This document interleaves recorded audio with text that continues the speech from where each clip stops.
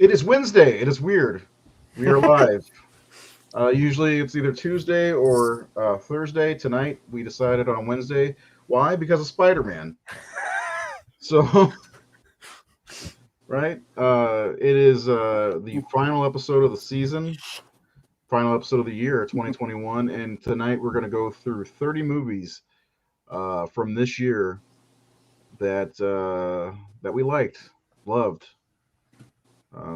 Is there another endearing word that we could use? Those are pretty good, right? Cherished? I don't know. Cherish. I don't know. And we're losing Nate already. Uh-oh. I thought we had you till 8. Or 7 or whatever. Anyway, yeah. So there's this was a makeup year for the most part for horror and in general. Like we saw Black Widow came out. It was supposed to come out last year. So a lot of these movies, not a lot of them, but some of them were supposed to come out. There he is, last year, and they got pushed to this year. So we got a lot. I didn't realize how many there were. Nate's like, I've seen 41 out of 57. I was like, wow, there's that many released this year. And like, we don't even have all of them on the list. No, we don't. We have, we got to see, well, Nate, how many did you get to see altogether now? Oh, about 46 or 47 movies.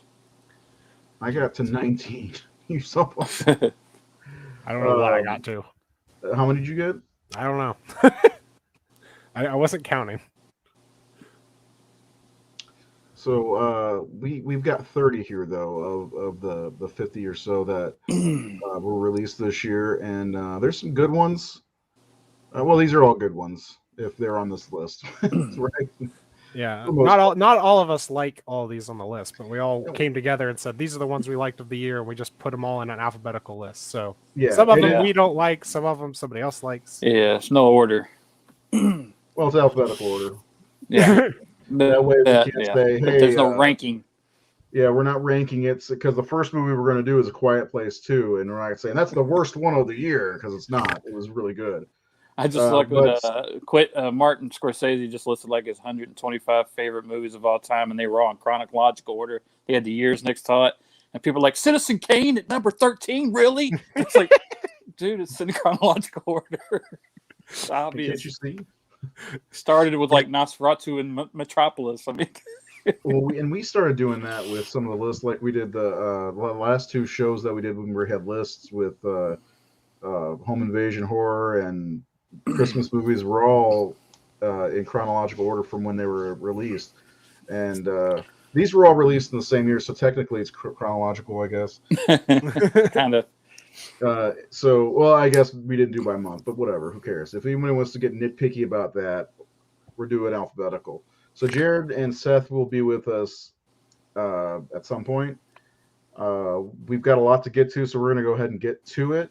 With the first one is A Quiet Place.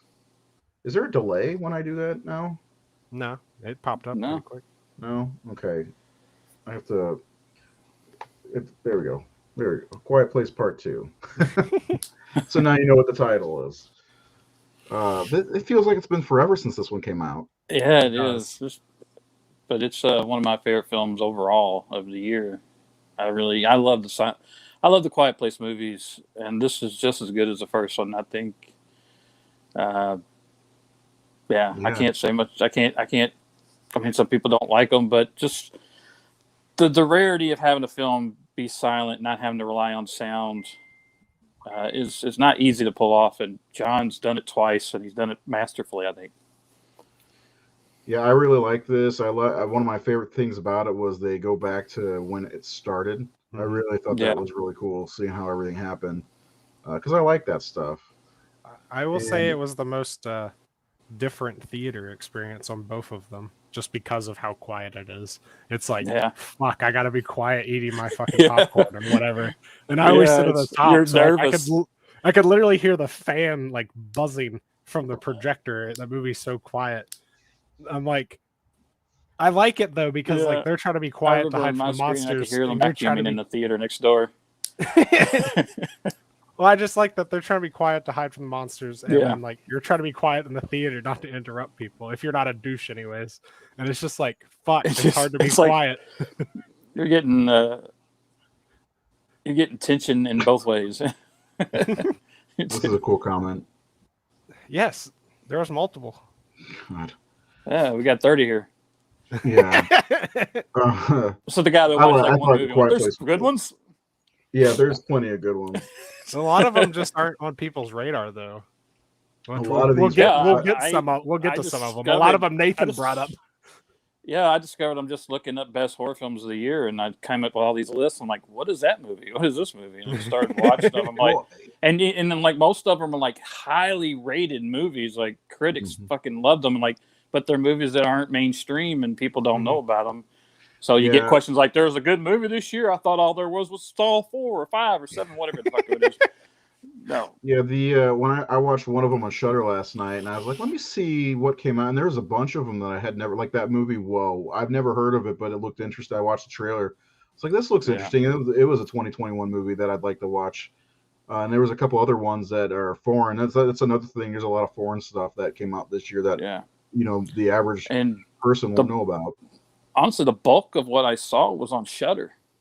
Yeah, Shudder's doing a great job. My beard looks ridiculous. Gotta go. So the next one on the list, Quiet Place 2 was the first one. It's an oldie but a newie. Amusement park. I still haven't got to see this one, so. Oh man, this was a film that was made in 1973 by George Romero. He was commissioned by like a Lutheran committee to make a movie, like a public awareness of the abuse of the elderly. And basically he just does this movie where it was so harrowing that they did not, I think that they wanted it. They were not happy with it because it was like, he made a horror movie out of the reality of how old people are treated in America. But the reality is a horror. It's really, to me, I know Ray didn't like it. I think there's me. I don't know if everybody liked it, but I think it's one of Romero's most brilliant films. I'm just really happy that it exists. That why we got to see it, because I was just like blown away by it. It's very low budget. It's very primitive, shot on 16 millimeter. But I was just floored by it. I was wow. It's one of my favorites. It's on my list. I know it's on Shudder. I'm pretty sure, right? Yeah, I understood it. I got what the point of it and everything. It just didn't really register for me. And I'm like, it was cool to get to see a movie that was kind of in the vault for it's like a time capsule. Yeah, that was really cool, and I was glad to see it. It was really good to see it, but it just wasn't my bag, baby. It's fair. Yeah, but overall, I mean, it's for me, it's a really cool experience getting to see it, and that's what I love about Shudder. And a lot of the stuff we saw on Shudder, and I can't say enough about Shudder, man. I love it. Joe Bob Friday. Yeah, Joe Bob Friday. I bet you he does the other Silent Night, Deadly Night movies. This one, speaking of Shudder, I don't know if this is next on the list, but it is on mine, is The Boy Behind the Door. And I watched this one last night, and it's tense as fuck. I loved it. Yeah, this is a great movie. This is one of the first ones when I started to binge them. And I'd read, like, this was at a lot of top of the lists out there. And I said, what is this? I've never heard of it. And it's this really good thriller, tense, suspenseful film made by two buddies. The movie's all about friendship, about a black boy and a little white boy. And the filmmakers grew up. They'd known each other since kindergarten. And one of them's black, one of them's white. They grew up together, and they made movies together. That's cool. Yeah, it's basically them. So the movie, they just wanted to make a movie about their like friendship. And the premise of the movie is these two boys are abducted. And the white boy, I guess they're going into sex trafficking or whatever. They take the white boy into the house. They leave the black boy in the trunk to basically suffocate, because they say, well, our clients aren't interested in people who look like you, basically. And he ends up getting loose, and instead of running away, he decides to help his best friend and get him out of there. It has, when I was watching it, one of the best films overall, I think. It's really good. I'll say when I watched it, I kept getting. I'm glad you got to watch it, right? Because it was. I kept getting. I think Keith watched it too, didn't you? Yeah. I kept getting "Don't Breathe" vibes just because of the whole just because of the whole like sneak through the house thing. Yeah. Also, Well, I can't really say anything. Never mind. I don't want to spoil stuff. Haven't seen Halloween Kills extended cut yet. I'm waiting to get the physical copy, which I same believe here. is the same with you guys. I'm not going to rent it. Yeah. I mean, it comes out in less than a month, so I'll just wait. Yeah. I'm not gonna. Yeah, I got this plenty beautiful enough collection to behind watch. Yeah. Anyway, Boy Behind the Door is really good. It's on Shudder. It's definitely one of the things I wanted to point out was I watched True Blood, and one of the stars of True Blood was one of the main characters, and unrecognizable, and she blew me away. And one of my favorite things is this kind of gives it away a little bit. When she was looking for them, she kept yelling "boys" like she was their mother. I love that.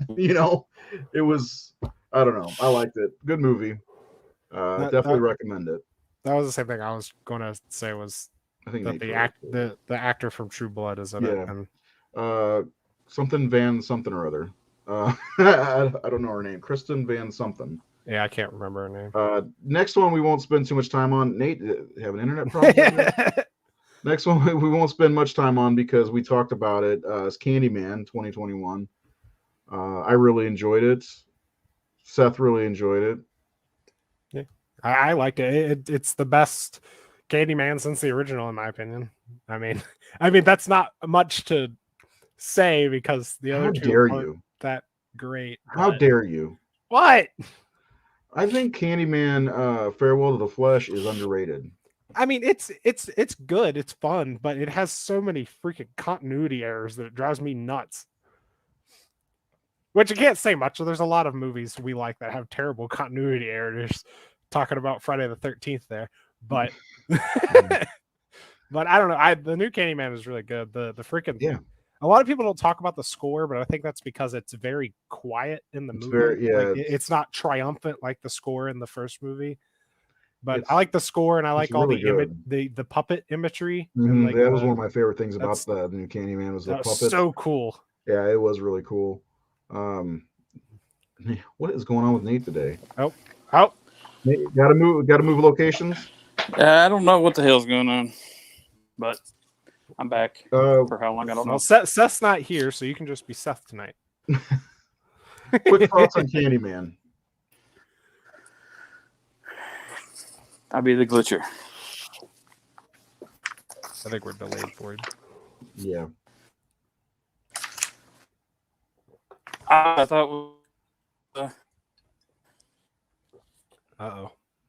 I thought people really were. Am I glitching again? Yeah. Am I coming through? Now. I can hear you now. Yeah. Shit. What is going on with the internet today? You hear me now? Yeah. You see me, hear me? Kind of see you, but we can definitely hear you. Should have had another 10 minutes added on. Maybe it'll be extended cut one day. Oh, Nate. Should we just move on to the next? Well, the next one is a movie I didn't see that he saw. Did you? He's going outside. He's going outside, yeah. Climb on the roof, Nathan. To the old school, hold your phone up. Yeah. I got a bar. Pretend there's a slasher coming for you. You have to find a bar of signal. Now where are you? Can you hear me or see me? Yeah. We can hear you. Tour of the house? Yeah. Uh-oh. Jesus, he's having all kinds of problems. Is this what happens? Why? Like, you're doing the show on Wednesday night. We don't want you to do the show on Wednesday night. Oh, we got two of them. Uh-oh. All right. Can you hear me? See me? Yeah, we I had to get near the. It said go with the router, so I'm out of the router. We're talking about Censored. Is that what we're on? No, we were on Candyman. The Columnist was the next one. I guess Censor would be the next one. We can do that next. I got to get to it. My shit's out of order. Columnist. Okay, Columnist was a Dutch film. Yeah, there is this woman's a newspaper columnist. Yeah, and she writes an article. Of course, when you write stuff that's controversial, you get your trolls and internet trolls and things. So she's getting all these. She makes the mistake of looking at her comments, reading reviews, and of course, people are saying awful stuff, calling her a cunt and a bitch. You should die. We want to kill you. All that crap you see all the time. And then she notices that one of the guys commenting is like her neighbor. She sees his profile picture on, and she's like, "What?" So like she's like obsessed with people. Like, don't read comments. And so she goes out. He's really annoying. He's a real annoying asshole. And she's up there working on the roof, and she walks out and just pushes him off the roof and kills him.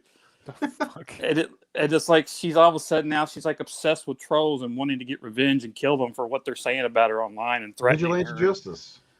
It's a really fun little black comedy horror movie that I really thought was cool. It sounds fun. Yeah, it's pretty much the horror version of Jay and Silent Bob at the end of Strikes Back. Yeah. The fuck is the internet? What the fuck is the internet? Buys a lot of plane tickets. Why do we consider Ghostbusters? Yeah, we forgot all about Ghostbusters. The Columnist, I saw it. That one's on Shudder as well. It's on the list to watch at some point.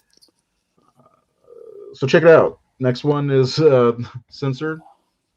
Yeah, Nate, is another one of yours? It's another one of mine. Censored is about this. It's set in 1985, and it's about this woman who's a censor for the British board of like where they decide what gets passed and what needs to be cut. And it's during the whole what do you call it? I'm blanking here. The video nasties era. So she goes through all these horrible video gory films of the 80s and says, no, lose that beheading, lose all this. She's dealing with this family trauma. Her sister disappeared years earlier. Her parents have declared her dead, even though she's like, I don't agree with that. She may still be out there. She starts to believe that maybe her sister is in one of these movies that she's seeing, that she recognizes this actress and thinks it's her sister grown up. And maybe that's what's happened. So this filmmaker is actually like a snuff film guy or she goes down this wormhole of, she's seeing all this violent stuff, and it's starting to, I think, affect her. Yeah. So it's really, it's great. It's really great. I'll say if I have it on my list, it sounds like Evil Ed almost, but a little different, obviously. But yeah, is this one streaming? I believe so. I think it's on it's either Hulu or Prime. Censored. I was going to say Hulu does have a bunch of these also. It's on Hulu. I did not like it. Might be better on a second run when I'm not in a rush to watch. What did you fast forward through it? How are you? I don't understand being in a rush watching a movie. No, he said he's not in a rush to rewatch it. Oh, not in a rush. Okay, I was like, what? How do you watch a movie in a rush? Dude, I'm not joking. I've seen people online. They're like, I watch movies at double speed just so I can get through more movies. I'm like, how? Yeah, why? I see people doing that with YouTube videos. Just how us filmmakers intended you to watch it. I couldn't imagine watching some like the boy. Like imagine watching The Boy Behind the Door at double speed. Yeah. Can I just get the Cliff Notes? Yeah, let's. I ain't got time for this shit. I got masturbating to do. All right. So that one is streaming possibly on Hulu. The Censor, and the next one, you guys both like this one quite a bit. Coming Home in the Dark, which is streaming on Netflix currently.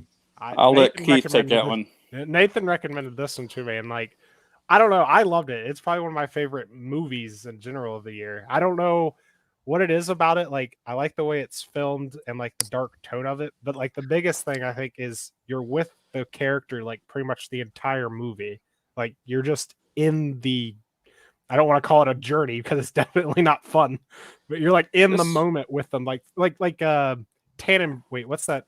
1912. It's with the character, the whole 1917. 1917. Yeah. It's similar to that. I mean, it's not filmed like that. It's in real time. Yeah, you're with them the entire time. It doesn't cut away and go to other characters. You're just in it.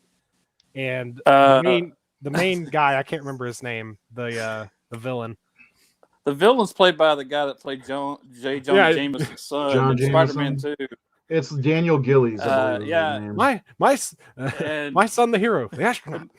Well, the movie's New Zealand, made in New Zealand. The movie reminded me of the extreme horror films of the mid 2000s, like Wolf Creek. Yeah, Kidnapped. I get that. It's got that survival horror thing. It's basically the premise is this family is traveling, this family of 4 in New Zealand, and they stop at this little like rest stop to have a picnic, and these 2 men approach them and basically take them hostage. And they want to take them somewhere, and you realize it's not a random thing. They weren't chosen at random. So we'll leave it at that. But it's a really, like he said, a real time, just intense, violent, I couldn't take my eyes off shocking horror film. Yeah, I liked all the I liked all the dialogue stuff. But see, I got different things than you because I got that it was random. It was just happened to be happenstance. I don't know about that. Maybe. But that's the thing. The villain tells we don't want to give anything away. Yeah. But you don't know if he's bullshitting you or not. At first, you definitely feel like it's random, but yeah, I will say I didn't care for it, but it was like I said, it was shot very well, acted very well, and the dialogue was good. And the actors were really, really good and believable. But I don't know, something about it just didn't sit with me. But that happens.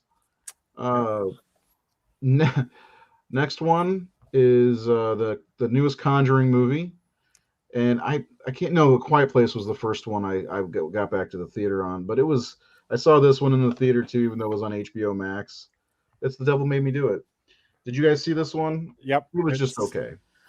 It was my favorite. It's my favorite out of the series. Really? It's probably my biggest. It's one of my biggest letdowns of the year.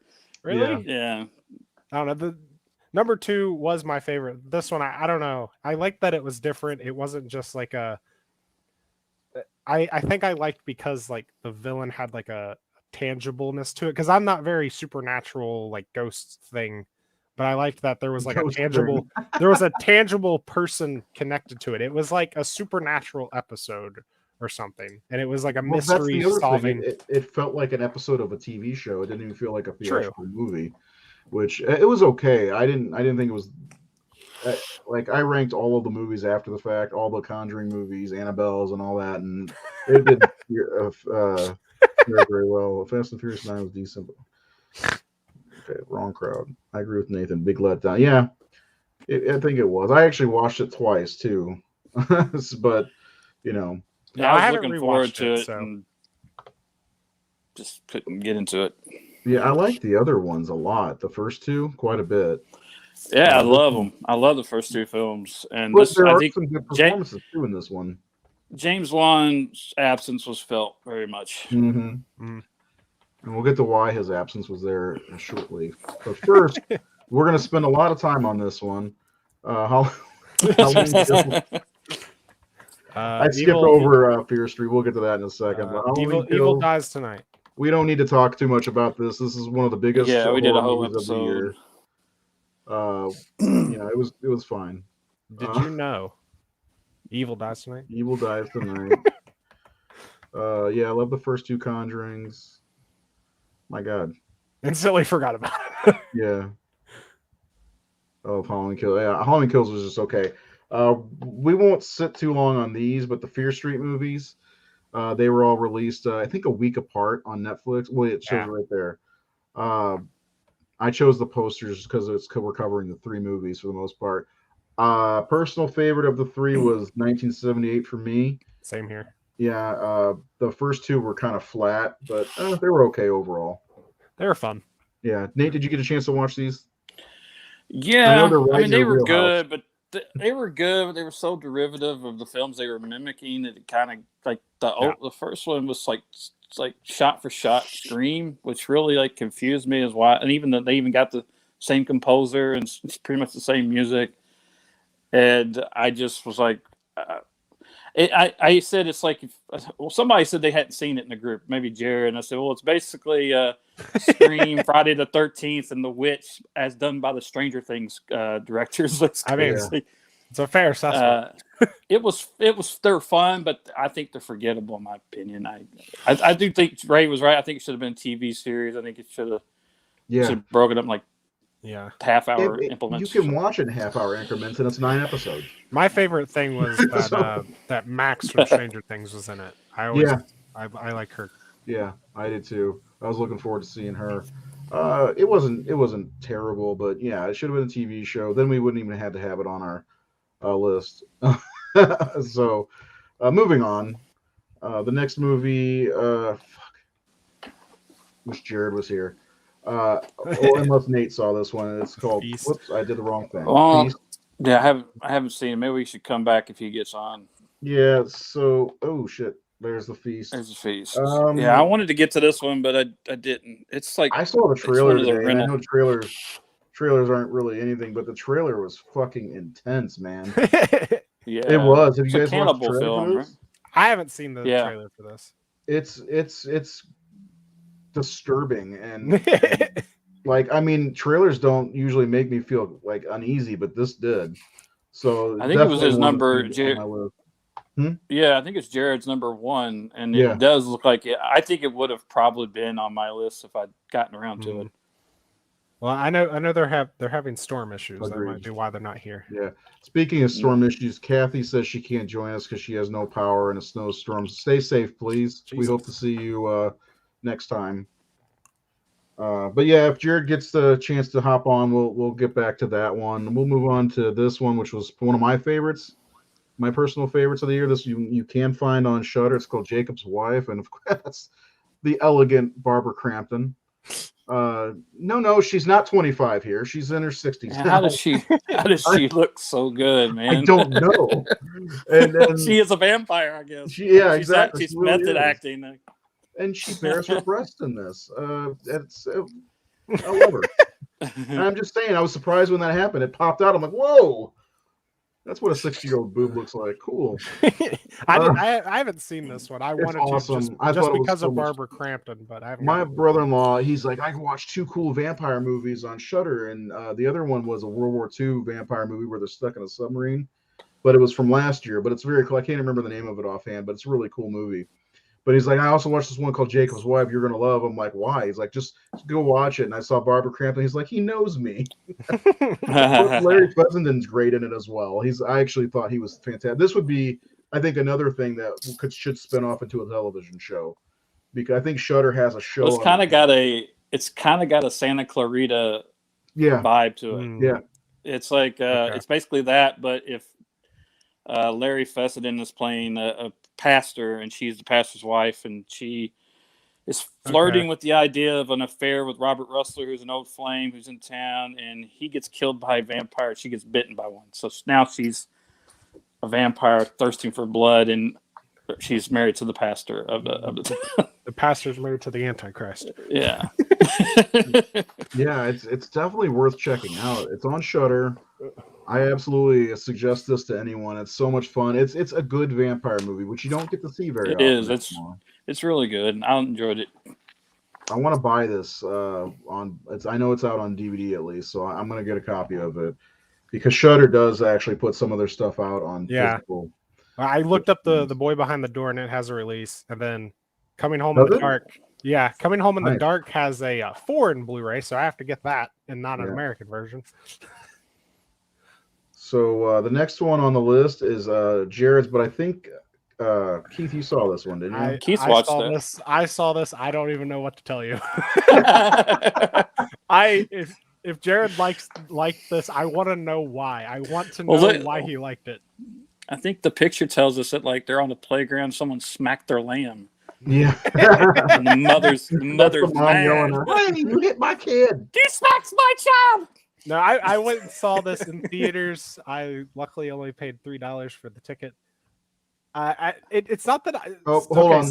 David Brewer, tell us why you like it. Tell us what about David. David Brewer. David's a filmmaker, and he's a good filmmaker. So okay, it wasn't that I hated the movie or anything. Like it's shot well, it's acted well. I love the main actress. It's just is it Numi or something? Numi Rapace from the Girl with the Dragon Tattoo fame. Yeah, I hadn't gotten around this one. It's on my list to see though. But Jared's seen it. For me, it was just like nothing happened the whole movie. I don't know if I didn't get something. If I need to rewatch it, I'll probably rewatch it. But I don't know. I was like, nothing happened the whole movie. Like things happen. Not like but all nothing... the people bitching about Hereditary and Midsommar. Nothing happened. Not like that. Like I was just like, things are happening, but I don't get where it's trying to like lead me or take me. And then I don't know. It's you an guys will have to A24 watch movie, it, right? Yeah, it's A24. So like I generally like giving these movies a chance. Yeah, I'm going to rewatch it definitely. Yeah, so I'll watch it eventually because I genuinely like the movies I've seen from them for the most part. That's why like it kind of sucked whenever nobody else saw it but me. I was like, I need to talk to somebody about this. Good filmmaker says you have to just leave all expectations aside and just let it play. I was mesmerized. What has this man made, Nate? Anything you know offhand? He made a movie called Nothing in the Flowers that my friend Warren Ray starred in, who was in my Murder, Death, Killer. You know him from that. He's in On a Dark and Bloody Ground as well. It was a kind of a child abduction serial killer type movie. I saw it at the theater. I was invited to come to the showing, and that's where I met Warren. So I met David and a few other people. And Louisville filmmaker. I like this comment. I think people expecting horror would be disappointed. That sounds like an A24 movie to me. I say it's A24's MO, right? Well, see, that's the thing. I wasn't expecting horror. I was just expecting something weird because it's A24. Right. But it was weird. But like, I just don't get what the point of the story was. But you guys will have to watch it. Yeah, you guys have to watch it eventually. I'm going to rewatch it eventually because like Hereditary, I didn't really care for that until I rewatched it. And I've watched it like 7 times now, and like I just get it more and more every time I watch it. Man, Hereditary hit me in the nuts right away. I loved it. It did. It's like, oh fuck, I love that movie. Like after it was over, that final shot, I was like, oh my god, this movie's fantastic. I love it. Yeah. All right. Let's see. It is 10 after, so we still got plenty of time. We're moving right along. Yeah. Sometimes it take me out. I watch a lot of kung fu movies, so. See, I'm fine with subtitles. I like that question. I have not seen Lamb, but that's part of what ruined Wreck for me. It was very fast paced, a lot of camera movements, and trying to read the subtitles and look at the screen. That's what took me out of that movie. So sometimes it can for me. I don't know. We'll see. Gotcha. There's other movies on here like The Columnist is subtitled, and I'm sure a few other ones are. Okay, Malignant. Yes. Yes, this one surprised me. This is why James Wan was absent from whatchamacallit, Conjuring. This movie this movie's balls to the walls. Weird. Yeah. I didn't expect what happened in the movie. I mean, did anybody who says they saw it coming is a fucking liar. Kayla, when we were watching it together, Kayla actually pointed it out like she was like, maybe it's this, and then it happened, and I was like, I fucking hate you. I liked it, man. Yeah, I loved it. I see a lot of people not liking it, but it's just fun. Like I feel like people are getting too serious with it. I just thought it was fun as hell and different. That's okay, man. Nate, did you see Malignant? Did you like it? Another disappointment. I know people loved it. But I thought it was poorly written, poorly acted. It is kind of cheesy, like the acting. Yeah, the setup is kind of cheesy. I was like, "What is going? This is not what I expect from James Wan." Yeah, I mean, maybe what he was intended. Enough people loved it to where I'm not going to sit here and trash it. I didn't like it, but I'm not. It's not my thing. That's it. But so many people. This is one of their favorite movies of the year, and I'm happy. I think I'm happy to see any movie do well because just we get more movies. We get more movies get made, and it's like what's the guy's name that made Licorice Pizza? Just recently said the guy There Will Be Blood guy. I can't remember Paul Thomas Anderson. He said that they were asking him about the superhero movies, and he goes, "They haven't ruined anything." He goes, "Look. Spider-Man's going to get a lot of asses and seats, and we need people back in the theaters." So he goes, "That's a good thing, in my opinion. Keeps the theaters going." It's not the millennials. So, yeah. One thing I want to point out, Antlers is not on our list. I don't think any of us got to see it. I didn't get to see it. I didn't get to see it. I wanted to bad, but I've heard mixed things about it, but I hear mixed things about almost every movie I watch. I'm a big fan of Scott's work, so I was really wanting to see it, but I think it came out around the same time a movie we skipped on the L's, The Last Night in Soho. Yeah, I went and saw that's that because the same time. the pictures on the bottom. This is just a list. Yeah, just the list. I mean, it's because that was the last one I uploaded. Sorry, we'll do that one next. That's one because that's one I want. Let's just do that now. There you go. Yeah, I think you're the only one who's seen this, Nathan. Yeah, Am I the only one? I wanted to see it, yeah. but I missed the theater release. Yep. Especially like you're the Italian guy, and that's what killed because this movie is totally an homage to like Bava and Argento, and it's like Edgar Wright, who I've been a huge fan. I think this guy's one of the best filmmakers going. His editing, sound and visual editing is just off the charts. His transitions. I mean, Baby Driver was like my favorite movie of the year when that came out, and the Last Night in Soho. About it a lot. His Baby Driver is amazing. Soho, and Last Night Soho is this really cool film where this girl, played by Thomasin McKenzie, who was in like Jojo Rabbit, and she wants to be she's like kind of a meek young girl in England who wants to be a designer, and she moves to London to go to like designer school, and has a lot of trouble with the mean girls, the competition, the bitches that she's kind of roommate. So she finds another place to stay. So she rents this apartment from Diana Rigg from the Avengers, the Emma Peel Avengers, and Game of Thrones. And somehow when she goes to sleep, she's transported back to the 1960s, which she's obsessed with because she's obsessed with like Audrey Hepburn and all this. Mm-hmm. And she goes back to the 1960s and she's like in Soho in the 1960s in London. And she's living or seeing life or kind of doubling life of this woman named Sandy, this young woman played by Anya Taylor-Joy from The Witch. And that's The Witch, yeah. Yeah, they're great. They're great. Yeah, it's funny because she played Thomasin in The Witch. And the actress's name is Thomasin. Yeah.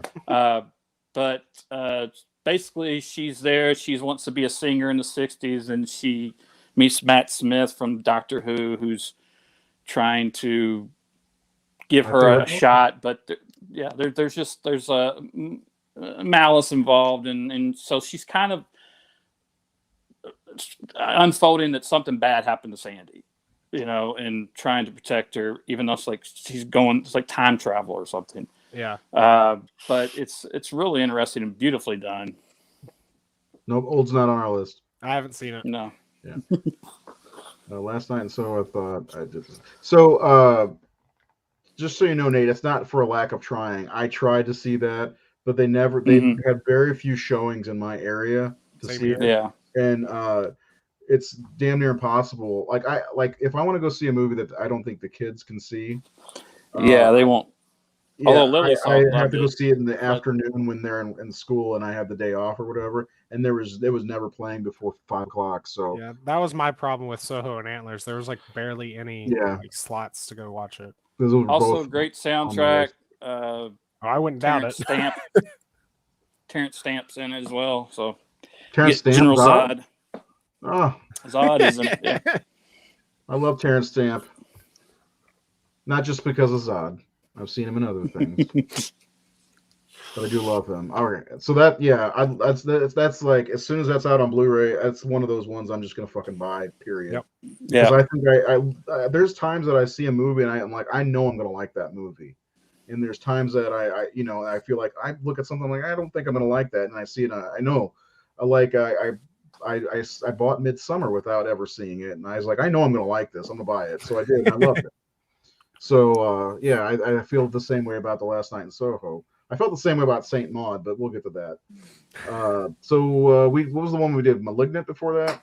Yeah. Okay, so the next one we'll do is, what's this? Martyrs Lane? Martyrs Lane. You explain this, and it sounds like something I'd like. I really love this movie. This little girl, the brunette there, is she lives in this, I guess they're in England. She lives in this kind of mansion or old dark house kind of thing, and her mom and her family's very distant. She's a very lonely girl, and her mom seems to be dealing with some kind of mental or something has bothered her, and she's kind of distant from her daughter. And then her sister's about to leave for college, and her dad's like a pastor, and he's like really busy with work. So this girl's like very lonely. And suddenly one night, this young little blonde girl knocks on her window, comes to her window. She's got white dress, very ghostly, but real, like an imaginary friend. Yeah, she's got like little angel wings on her back. And the little girl starts like leading her to things around the property, like little beads with letters on them. And she's trying to tell her something that happened and why, so you're I don't want to give anything away, but there's a mystery to being unfolded by this little girl who's pretty much on her own. And these two little girls are incredible. Like, their performances are some of the best I've ever seen from a child actor. Both of them. They're not just one or the other. They're both phenomenal in it. And it's I would compare it on our list to The Boy Behind the Door. It's that kind of good film, like about children and about but it has a lot to do with family and loneliness and grief, and it's really good. I highly recommend it. Yeah, it's on Shudder, right? Is this one on Shudder? It's streaming on one of them. I know it's streaming because I'm definitely going to watch this one. If I had more time last night, I would have watched it last night. But I know that was something we didn't mention. The Boy Behind the Door is the kids acting. Yeah, they're good. Yeah, and the filmmakers made another movie called The Djinn this year, which I haven't seen. Yeah, I looked that up when you mentioned it. I think one of the boys is in that one. Martyrs Lane, I think it's on Amazon Prime. Okay. Definitely worth it if you can. Next, I'm checking the bottom of the list to make sure I didn't. The Last Matinee. That's a T, right? Last Matinee is one that Jared picked. I didn't get to see that one. I haven't seen it, but I know of it. I ordered the Blu-ray. I ordered the Blu-ray like 5 months ago. I still haven't got it. Well, let's just put it on the screen for now. I don't know if Jared's coming or not. But it's pretty much a love letter to Italian slashers. Ooh, yeah. It's I'm pretty sure it takes place in Italy, and it takes place inside a movie theater that like demons. Kind of, yeah, exactly. It's a love letter to stuff, but like I think the workers, the workers and some of their friends are like locked in the theater, and they're just trying to get away from the killer. Check that one out.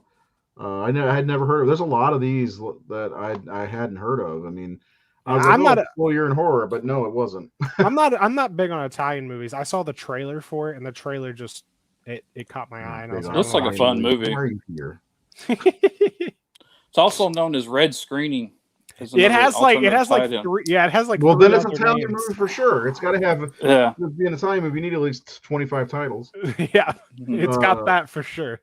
Yeah, so that's the one to check out. Is it streaming? Do we know? Let me see. Yeah. It's streaming under Last Matinee. Streaming, I would have watched it. Damn it! It's on Hulu. I might watch it tonight. I guess I'll watch it. I know Arrow. I know Arrow has a copy of it coming out or is out. Ooh, that's definitely got all the Italian things going on. Arrow's going to release a copy of it. I hate the cover art they picked. Jared likes it because it's very cheesy, like Italian movies. Oh God. Okay. So next one. I know Seth watched this one. I didn't get to watch it. Which Jared one? The Night House? Yeah. I wanted to watch this in theaters, and again, it barely had any showings. I had never heard of this. Yeah, Jared doesn't have power, by the way. I know Seth really liked this one. I did as well. It's I think the filmmaker's a guy that's making the new Hellraiser movie. Yeah, he's doing the new Hellraiser. He did The Signal and I believe the Amateur Night and The Ritual. I think it's The Ritual is good. Amateur Night from VHS or an actual. Okay. Yeah. So this movie, Rebecca Hall, who's kind of a big star, really, she's done a lot of like The Town and some other big movies. Iron Man 3. Iron Man 3. She's That's the only thing I can remember from. Well, she lives in this house on the lake, and her husband. She deals with depression. She's a school teacher or principal, school teacher, and her husband just goes out in the boat on the lake and shoots himself, and she doesn't know why. And he left a note saying, no one can get you. You're safe now. And so she's just like dealing with that, and she discovers like these plans in this place where he's like the floor plans, and he's got all these books on dark arts and the occult, and she's trying to figure out what the hell, because he was a healthy guy. He had no signs of suicide, and he killed himself. So she's led across the lake to a house that's a replica of her house, only it's reversed. Yep. And she starts to uncover that there's all these other women that look like her. Okay, yeah. Yeah. I've heard this one. Yeah, okay. it's really good. I won't give anything else away, but it's just really well done. Really, it's probably my favorite movie that guy's made. Yeah, I think it didn't get a lot of screen time because it was a Fox movie that now it's the Disney Fox or whatever. Oh, yeah, B- is a good score for this. This is not my top 10. It's probably my top 20, top 15 of the year for horror. I'm taking notes here on what movies. I'm still a pen and paper guy. Okay.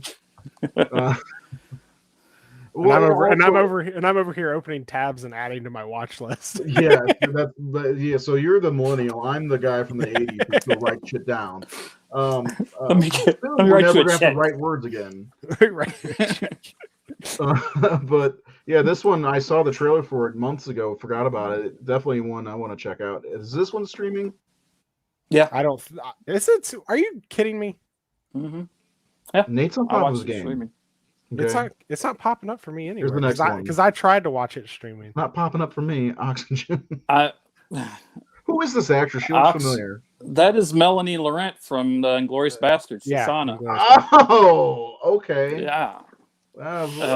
Say she looks very familiar. It's a French film. She's a French actress. French film made by Alexandre Aja, who, of course, made High Tension and Hills Have Eyes. And Keith, you watched this one, right? Yep, I did. I've been talking about these movies. I remember when this was like coming out, and I saw it was Alexandre Aja, and I was like, I want to watch this, and then I just never got to it, even though it was I did too. I forgot. I'm so busy. And then I finally watched it, and like I saw some things coming in it. Because it's definitely one of those movies that throws you down different avenues when you're watching it, and then pulls you back. But I liked it. I didn't like love it, but it's a very good like journey. Yeah. The way I described it to Nathan is it's like a very long Black Mirror episode. At least for me. Yeah, I could see that. I remember saying that. Yeah. Yeah, I could see that. I watched it. I really liked it. It's like it's anytime a filmmaker makes a movie where you're in one place. I was going to say Piranha the whole time. It's really Piranha 3D and mirrors and all that. I didn't want to be that guy. Also, Horns, 3D, but highly underrated. I've still never seen Horns. 3D. Horns is great. The movie Oxygen is Melanie wakes up in this oxygen pod, basically sleep pod, and she can't get out. She doesn't really know who she is. She's getting glimpses of her past, like she was a scientist and her husband was a scientist, and she calls the police to try to help her get out of it, and they're saying that her pod has a built-in AI. Yeah, and she's talking to an AI, so it's got the cops and Hal in the pod. And she has like 72 minutes of oxygen left, and she doesn't know how to get out of here, and she can't. And so she's talking to the police. They're trying to get to the company to get codes, and everything she's telling them, they're saying that doesn't exist. You don't exist. You're not married. You don't have all these things she thinks is reality. And the cops telling her, you are hallucinating because you're panicked and you're losing oxygen and you can't trust things. So it makes the audience well, what the fuck is real and what isn't, because she doesn't know what's real. So you're like, who is she? What's going on? Where is she? And it's really fun journey you're going on with her, and really well done. Again, it's really hard to film, and Melanie's incredible in it. Really, it's a hard performance to give where you're just by yourself. Slowly dying and trying to save yourself and figure out who you are. It's good they added in the AI, because if it was just her in there by herself, I feel like it wouldn't be as good. And there's a lot of movies similar to this. There's Buried with Ryan Reynolds, and I always bring up Wrecked, but nobody ever knows what it is. It's Adrian Brody movie, and he's trapped in a car that he wrecked in the middle of the woods. But it's fun. I remember Nathan went to watch it, and he was like, "Oh, it's dubbed." And I was like, "You can change that." And I told him how, and he's like, "You learn something new every day." No, anytime you get a movie where there's actors are by themselves, like Tom Hardy and Locke is one of my favorite movies of last decade, and it's a testament to the filmmakers and the actors to pull that off, the writers, because it's for an audience to have patience to sit with one actor and in one location and trying to make that stay visually stimulating and exciting is a tall order. There are a bunch of these movies that we've gone over that are kind of small cast, personal type movies with a few cast members in it. They're always my favorite. Yeah. Because you get to know the characters more. It's like what was that one Jake Gyllenhaal just did? I haven't seen that. This one, he's a police operator. It's a remake of like a French film, I think. I've never seen the original, but is it Smooth Operator by Sade? Okay, the next movie is Psycho Gorman. Yeah, this one. I still haven't seen this. I own it and I still haven't watched it. Yeah, you know what? I was like, everybody was talking about this earlier in the year, and I was like, man, I should just buy it and watch it. And then I found out it was on Shudder, and I was like, oh, it's on Shudder. I should watch it. I never watched it until Saturday. Finally watched it on Saturday. I really had a lot of fun with it. I was not a huge fan of like Father's Day, and I did like the editor. I love the editor. And The Void, of course, we talked about The Void. I wasn't a huge fan of The Void. The director of Void made this. But this, and I'm not in I was way past the age when Power Rangers came out, so I'm not a Power Rangers guy. I never watched that show because I was pretty much in college when that was popular.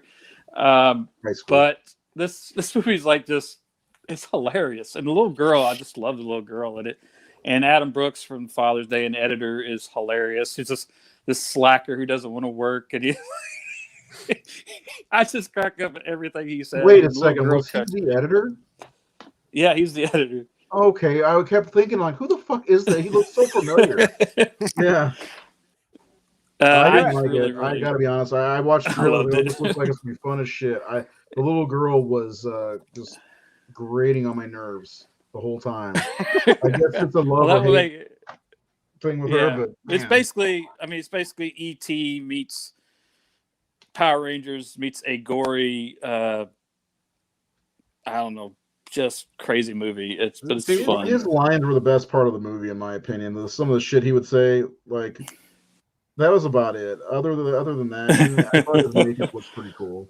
I know every time I saw it, like, it looked like it was like Little Monsters meets Monster Squad or something. I can see Little Monsters in there. There's a lot of good fun movies this year like this. There are a lot of fun.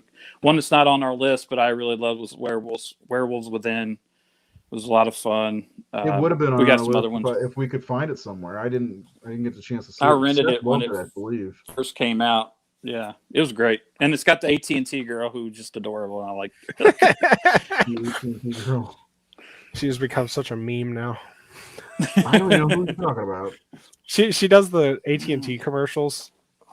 She became like everybody liked her, and then this picture came out of her like on a photo shoot, and she's very busty, and everybody took that to the internet and went crazy with it. And now she's become like this meme, and people draw like fan art of her. Maybe if you type in AT&T girl, she'll pop up. I'm positive. She is well endowed. I typed in AT&T. I didn't type in AT&T girl, and I thought it'd pop up. If it's the same girl, she's doing well for herself. But she's great in the movie. She's hilarious. It's real cute, and it's and the whole cast is great. The whole cast is hilarious. I lost track of what we're talking about. Okay, Werewolves Within. I lost track. I saw boobs, and I'm like, whoa. Okay, moving on. What was this one? This is my number one favorite horror film of the year. Oh, it was? I just saw it a couple days ago, and I was like, "Oh my god, I think this is my favorite." Like, this is from Indonesia. It's actually a loose remake of a film that came out in 1981, same title. The story is this family's driving to an orphanage where the father grew up, and it's out in the country. It's like 2 hours away from anything, somewhere in Indonesia, and they're going down a road, and there's like crops all around the road, and they hit something. The dad gets out and looks and finds a dead deer on the side of the road. So they get back in the car, they go there, but he's bothered by it. So what it is they've gone back to the orphanage, and he's meeting some other kids and boys grown up now with their families who also were adopted. But the guy who raised them is dying. Like, he's old, he's dying, he's on his deathbed basically. So they're there to see him. And there's orphans still at the orphanage, but they were on a field trip and they haven't returned yet. He's got this weird feeling, so he goes back out there to look at the deer and with his friend, and his friend finds a little girl. He actually hit a little girl on the other side of the road. Her body was over there in the brush. Then they find the bus of the orphanage, and all the kids are dead, and the driver's dead. And all this horrible shit starts happening. And like, there's a legend that there was a woman that worked in the orphanage when they were there who was crazy and practiced black magic, and she had kidnapped one of the little girls, and they locked her in the room when she was going nuts, and she banged her head on the door a bunch of times until she busted her head open and killed herself, and they buried her. And so people are saying that that's just a tale, but then like, or maybe it really happened. So I don't want to go into it. Watch it. Yeah. It is. I was watching it. I get to the third act. I'm like, I fucking love this. This is. It's one of the genuinely scary, upsetting movies. If you're bothered by insects and bugs, it's gonna fuck with you. I'm not a big. I don't like seeing that stuff. There's a lot of it in it. The trailer. I think that's why. I think that's like that. Like, I held off on the movie because of that, and then I watched it. Like, I fucking love everything about this movie. It is really good. It's the girl of black magic, or the Queen of Black Magic. Queen. Okay, I remember trying to look up the poster. It's on Shudder, I think. The original and this one is on this. I didn't even know there was an original until the closing credits are showing images from the original movie, and I went, "Oh, that looks like an '80s or '70s movie." Cool. Yeah, no, but it's a loose remake. The trailer for the original doesn't really look like this movie. I remember trying to look up the poster for this for our front shot, and like, I couldn't find any posters in English, so I was trying to figure out where it was from. I just love this movie. It just shot up straight to my number one. Like, this was just so satisfying. Everything about it. Like the ending, I want to say what it was, but it was just such a great. Yeah, I recommend it. Well, I added it to my list. Please don't. Please don't. Saint Maude. Next up is Saint Maude. I remember seeing the trailer for it. I think it was attached to that superhero movie, Brightburn, superhero horror, whatever, back in 2019. And it was one of those ones I thought, wow, that looks like a movie. It's got delayed. Yeah. A long time. The end was great. I thought the ending's so wonderful. The ending was really good. The rest of it it was not anything for me. But you guys go ahead. This movie's like a slow burn. This is like, you got to look at this movie like Taxi Driver or something like that, because the character is this very complicated, dark, descending character. Well, basically, Maude had lost a patient. Right? She was a nurse, and she had lost a patient, and she turned to Catholicism. So she's now like a devout Catholic, and she's trying to live by that. She's trying to convert other people, and she takes a new job taking care of this dancer, ballet choreographer or something who's dying of cancer. Yeah, and she's trying to save the woman's. Yeah, she's pretty much a lady of no morals. Yeah, the woman has no more than she's trying to be. She's so deep into the Catholicism that she's trying to force it on everybody else and save their souls. If they don't convert to Catholicism, they're going to hell, that kind of thing. And so it's just bad shit it's going to happen, because she's dealing with this woman who she thinks is basically, going to hell if she doesn't change her ways. And this woman has doesn't definitely doesn't believe in God, doesn't care, doesn't like it's almost mocks her, but Yeah. kind of manipulates her to think that they're friends and that it's just a slow burn character study of this character who is trying, kind of going mad in many ways out of her devotion She's unraveling to faith. through the whole movie. That's really kind of a new thing. Well, me and Kayla watched it together, and we really she's liked delusional it. completely. And I guess it also depends on who the person is that's watching it. Like if you're religious or not religious, I would say it probably affects you differently. Because me and Kayla aren't religious, and when we watched it, we've met people kind of like her who tried to like push it on you or shove it down your throat. But she's like orgasms every time she does something good. but she's like on that spectrum of religion where you're at that point of like you're crazy. Mm-hmm. And I don't know. It's hard to talk about without giving stuff away, but I really liked it. But I've only seen it once. I really want to rewatch it. I got the Blu-ray in finally. Yeah, I didn't care for it. I did like the end quite a bit. The end, but yeah, it's definitely one I want to watch again. I almost bought it. Blind bought that, and when I finished watching, I was like, I'm glad I didn't buy that. But I don't know. That's that rule that we talked about where you got to give it a couple times sometimes. Mm-hmm. So yeah, maybe I'll like it eventually. The next one is one I did not see.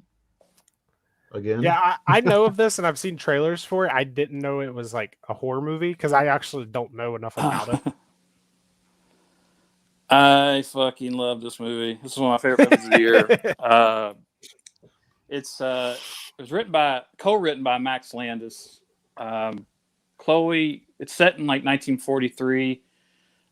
Chloe Grace Moretz is a like British flight officer she's got a package. She says it's a classified package that she has, that she's boarded this bomber in Auckland in Australia, in New Zealand, and she's taking it to Samoa. And so she gets on this bomber with all these men who are like, who the fuck are you? And she's like, it's top secret, I can't tell you. And they're treating her they're really misogynistic, of course, and they're treating her like shit, and they actually like shove her in the gun turret and close it on her. Jesus. And they got her package up there, and she's telling them through the comm, don't touch the fucking package, it's classified, you'll get a court martial. And they're on the comm just saying, hey, I'd like to fuck her and all this shit. Like they're talking about, you see those dick sucking lips and all this stuff like that. And she's Jesus like, Christ. And she's dealing with it. She's putting up with it. But like, it's just, most of the movie is like we talked about with Oxygen. Most of it takes place in the gun turret of her stuck in this little ball at the bottom of the plane, the bomber. And she spots something out there, and it's a gremlin. And I thought, why have we never seen, because we hear it in Gremlins, Dick Miller talks about the World War II planes being attacked by gremlins, and it's like, why has no one made that movie? Well, somebody's made that fucking movie, and Chloe Gret is basically doing battle with this gremlin that she sees, and they don't believe her because she sees it on the undercarriage of the plane, and she's stuck in this gun turret, and she can't get out. The lever broke, and they're being assholes, and they won't let her out. So I watched it again today, and I just fucking love this movie. It is a blast. Fun. Yeah. Yeah, I'd seen trailers for it, but I feel like what you're describing, I feel like the trailers don't really do it justice. Maybe. I don't know. I can't remember the trailer. No, I need to add it to the list. Where was this one streaming? Prime or Hulu. One of the two. Shadow in the Cloud. It is on Hulu. Loved it. Bought it. Did you? Yeah. Add the cart. It's one of my favorite movies of the year, like not just horror wise, but we've already done today, top 25 of the decade. So everything's missing is Invisible Man, in my opinion. Okay, let's see. Anyone seen? I want to see Meander. I haven't seen that one yet. Meander. Yeah, I couldn't find. Is it on Prime? I gotta watch that one because that was on my list. I didn't get to it. Slacks is on Shudder. Slacks. I didn't. You saw that, right, Ray? I did. I watched it last night. It was It was. I haven't kind of seen it. I dumb. love this movie. I'm dumb, but watching. I'm like, it's why did great. Nathan like this? That's what I'm like. I hate Oh, being that way, man. but I'm like there. I had Some of so it was much fun. funny. Some of it was funny, and some of it was like I liked when. Oh God, I don't want to spoil anything, but like the dancing. Don't spoil it because I don't. Yeah, no. Yeah, You know what I'm talking about, though. I Saying know the dancing. what you're talking I about. thought that was. I was Yeah, like, oh. because they put that in the trailer. Like, why did y'all put that in the trailer? Because it's such a great moment. I loved it, and I showed my wife and my daughter because I thought they would, and all three of us watched it, and they just laughed and loved it. It's basically it's really kind of this dark comedy that's really an attack on or commentary on the fashion world and consumerism and commercialism and influencers and all this bullshit that we turn a blind eye. We turn a blind eye to sweatshops and child labor and all these things that how we get like, oh, just give me what I want. Who fucking cares how other people are living and traumatized? But all through this slasher movie where the slasher is a pair of designer jeans in a store, and it's just fun. I just really enjoyed it. So is it one of those? It's so dumb it's hilarious kind of movies. Yeah, I mean, like when I first saw the trailer, well, it's like that movie Rubber that came out about 10 years ago, where it was a killer tire. You know, or even like for originality. At the same time, it's like, you know, well, what's so different about this and the Mangler or Christine, the killer car? Like, it's just a pair of jeans. You know, it's like, and it's just creative and fun. And I guess out of watching all these movies, when you're watching all these horror movies, and all of a sudden you get a movie like that, you're like, oh, that was different and refreshing and fun, and it made me laugh and made me feel good. I think I just didn't care for a lot of the characters, but I mean, it didn't matter. I love the Indian girl. Yeah, I liked her too. Yeah, and the main character was pretty good, but I mean, the one person I liked that probably the store manager, he was kind of funny. But check it's on Shudder. Check it out if you can. We've got 15 minutes left and 1, 2, 3, 5 left. This is one of Seth's. It's one of the more bigger releases of the year. I still haven't got to see this. Yeah, I haven't either. It's Spiral from the Book of Saw or whatever. When I saw the trailer, I just couldn't get over Chris Rock being in a horror film. It turns into Chris Rock. I mean, I love Chris Rock. He's hilarious, but I don't know. It didn't work because he's good in Fargo. I was able to remove the comedian Chris Rock in Fargo. Yeah. This movie, I've seen him in other things where he's serious too. Like I Think I Love My Wife. You know. Yeah, he can do it. Like even the Julie Delpy movie he did, 2 Days in Paris or 2 Days in New York. Can't remember which one he was in. But this movie, it's like they were trying so hard to make Seven. But it's so poor. It's just not written as well as Seven. Of course not. And it's just the dialogue, some of the conversations and stuff. It's like it didn't work. I didn't like the movie at all. Yeah, I still need to watch it. I think it's on. Is it on HBO Max? I think it's. I don't think so because I wanted to watch it just because I've seen all the other Saw movies, but I have very little interest in seeing it. Otherwise, I would have bought it by now. Oh, it's on Stars. That's what I was thinking. Yeah, Stars. Who cares about that shit? I have them right now. So it's like Chris Rock was trying to be too cool, and he's not cool. No, he is. Are we frozen? A little bit. Yeah, that's why I went to this one. I have not the seen stylist. Is this one? Yeah. Is this one of yours, Nate? This is one of mine. This is really good. It was a short film and I made it a feature. This girl is a hairstylist, and this is right in the beginning of the movie. She's doing this girl's hair. The girl's talking about, oh, I want this hairdo or that. We always want what we don't have, that kind of thing. I want curly hair, I want straight hair or whatever. Well, she actually drugs her and her wine and cuts her scalp off collects all these scalps from her clients, like where she'll wear the hair, like she's living their life or becoming them. So it's this sad, lonely girl who's kind of not. I guess a lot of it's like, I've noticed, like, say a hairdresser or server, some people are really nice or like friendly when they want something out of you, but they don't really give a shit about you. They don't really know you. So like she'll get texts like, "Oh, could you do me a favor? I'll love you forever if you could do my hair this weekend," that kind of thing. And when she actually thinks there's a friendship there, they're kind of like, well, "Who are you? What are you doing? Like, you're just my hairdresser," kind of thing. So there's like this disconnect where she's used by people. So, and there's, I think a lot of people can relate where she in general life, like friends. You have those friends who are really just using you. Can you draw my tattoo? Yeah, can you draw my tattoo, right? I'm sure you've heard that we're buddies. Times. Hey, buddy. Hey, bro. Yeah. Like people I've never spoken to are like, "Hey, bro, what's up? How's the family?" Like, who are you? Could you do my movie poster for $200?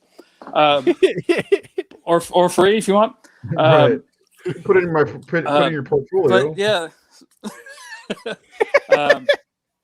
But I don't want to give anything else away. But it's this really great little kind of, I guess, serial killer film. It's kind of like a character study movie of this girl who is with a lot of course, issues. And I didn't see it's great. movie. It's beautifully done too. Beautiful art direction, beautiful costuming, cinematography. The girl who stars in it's from Contagion or Contracted, which I hadn't seen from a couple of years ago. Townsend? Is that what? Something like that. Yeah. I saw a trailer for this a while back, and I did want to see this one, so I'll eventually check it out. 10 minutes. You have to pay for it, I think. Yeah, we can do it. Yeah. $2 though. $2. It's not much. $2. Yeah. Maybe I'll just see if I can buy it. Who cares? What's money? What's money? All right. The next one is Viola. Violation. Yeah. That's another one of mine. So, it's another one you have to pay for, but it's worth it. The star of it is oh my God, Madeline Sims Fewer. Something fell over outside. I'll be right back. The wind's blowing like crazy. Okay. Oh, okay. This film is a rape revenge movie written and starring, co-directed, written by a woman. So she handles it a different way. It's very much a character study.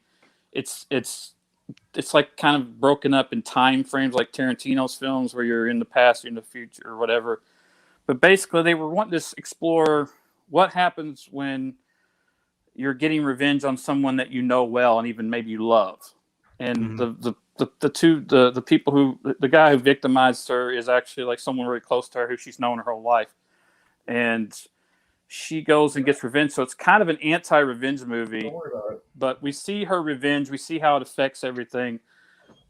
It's a really strong film. It's definitely don't watch it.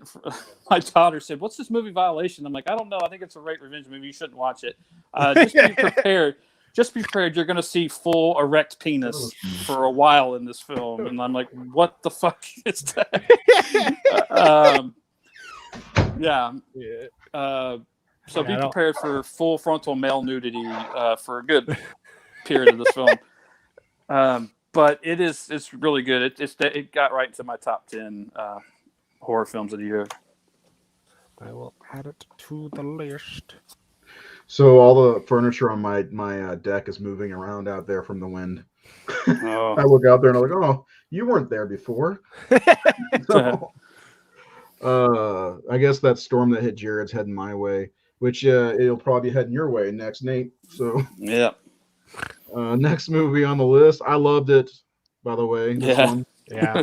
Willy's Wonderland. Is Nick Cage the best actor of all time? He's so good. He's a legend. He is a legend. By the way, that movie that you showed the trailer for the other day looks great. Brilliant. It looks brilliant. I can't wait. It's pretty much Nicolas Cage, The Interview. Yeah. Because it doesn't show in the trailer, but the CIA is paying him to go there because that guy is like a drug trafficker. Yeah, it looks so awesome. But yeah, it's fun. I just watched this for the first time because everybody kept talking about it. I finally Did you love the dialogue? I posted. I was watching this on the Joe Bob group, and some lady commented. She was like, "A man that doesn't talk, cleans everything, and is a badass. Where can I get one?" I like. So, what was the drink? I gotta know. I mean, that's not really a big spoiler, but he was drinking something constantly. Did I freeze? No, it was pop. Punch. Yeah, punch. It was called Punch, wasn't it? Like he had an alarm set on his watch. I thought it was Punch. Now, Kayla, the brand name was Punch. Now, Kayla said it just literally said pop. And I thought it was a punch. Maybe he had different flavors. I don't know. Yeah, I don't know, but his alarm went off. He had to have his punch and then play some pinball. Yeah. And I like that he didn't say anything. I just love that he puts on a new shirt. Yeah, every time he. Yes. So I gotta buy this one. That's definitely one I want to buy. Yeah. I saw a lot of blast. I saw a lot of people not liking that he didn't talk, but the way I put it is this is definitely like a ripoff of Five Nights at Freddy's, which is a video game. Yeah. So the way I look at it is Nick Cage is the person you would play in a video game. Like he doesn't react to anything. You do the tasks. You don't react. Like when you play a video game, your character doesn't react to anything. You're just when he fights that first animatronic thing. I don't think that's a stretch to know that's what he does in the movie. But when he fights that first one, he just was so blasé, like he just starts hitting with a goddamn mop, and like, also the fact that go ahead. The flamingo. I would say also if you didn't know, there's a comic book too. Is there? Yeah, there's a prequel comic book. There's only one issue out right now. I added it to my pull list after I watched it. Oh man, I'll have to get that. Yeah, this is definitely on the purchase list. Nicolas Cage's his career to me is one of the best. I love him. He'll do anything. I feel like he's made the most movies out of anybody in the entire world. Possibly. I went to his IMDb. He has like 117 other than credits. Porno, of course. They shoot like 16,000 movies in 2 days. So, but yeah, Willy's Wonderland is definitely one to check out. It's on Prime? No, Hulu. Hulu. Yeah, it's on Hulu. Don't expect like I don't know, like a serious like horror movie ride. Like expect like the fuck's happening. Now 30. It's just fun. Like, that's all it is. It's just fun. Yeah, it's a lot of fun. I had fun with it. Is it laughs. Time for me to go? I don't have a clock. 5 minutes. 7:55. Oh, we got 2 left. I think the only one I have on there that was one of mine was Titan. Yeah. We'll do that one next. I haven't seen this. I want to see it. The trailer looks fucking crazy. Oh boy, be prepared for this. This is the picture you chose. Very sexual. I'm like, oh Nathan, my goodness. This movie is this ain't shit, man. Really? Okay, I'm in. This was made by it's French film made by the same woman who made Raw, which I still haven't seen. I haven't either. But this won the Palme d'Or at Cannes, which is the best picture of the year at the Cannes Film Festival. Mm-hmm. Basically, that character there, when she was young, she had kind of a rocky relationship with her father. They're in a car, and she unbuckles herself, and they get in a car accident, and she gets a titanium metal plate in her head. And they tell them to look out for signs of any kind of problems, while she's growing up. And so we meet her here. Well, the thing is, she's one of those girls who dances at car shows and all that, right? So she's like a stripper, dancer at a car show. She's got fans. And this guy approaches her wanting her autograph in the parking lot at night when she's all alone, and she kills him. So she's a serial killer. But she's also like sexually attracted to cars, and she actually like has sex with that car. Like gets in the car, straps herself in. If you ever saw David Cronenberg's movie Crash, not the Oscar-winning movie, but the movie Crash with James Spader and Holly Hunter, where they're like people who are sexually aroused by the car. Top of my list of movies. This is a movie where you just gotta suspend your disbelief because it's very wild. But overall, the movie is really about like unconditional love and the affection from parents.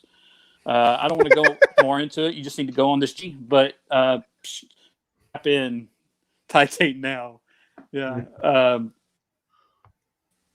Yeah, I can't even prepare you for it. But if people who like Gaspar Noé movies, or even like Nicholas Winding Refn movies or things, may be a little prepared. But a lot of nudity, a lot of crazy shit, a lot of like what the fuck stuff, and basically a serial killer who likes to have sex with cars and the car get. I don't want to say anymore. Just watch it. Yeah. All right. I think Nate's gonna exit. We have one left, and I think I'll stay real quick. Well, this last one, Seth and I both saw. This was Wrong Turn, and all you really need to know is it has nothing to do with the original movies, like at all. It's actually really good, well acted, well shot. I think it's definitely worth watching. Give it a shot. It's almost, again, forgetting that it came out this year, because this year has been a long year. But that's it. Wrong Turn with 2021 is better than all of the other Wrong Turn movies. Check it out if you can. And a lot of these movies ending shot. What's that? The Wrong Turn, the new one, like has a great ending, like the great shot at the end. Oh, did you see it? I really liked, and the main actress, that blonde girl there, is really good. Yeah, she was good. That I love that. I really, really love the ending.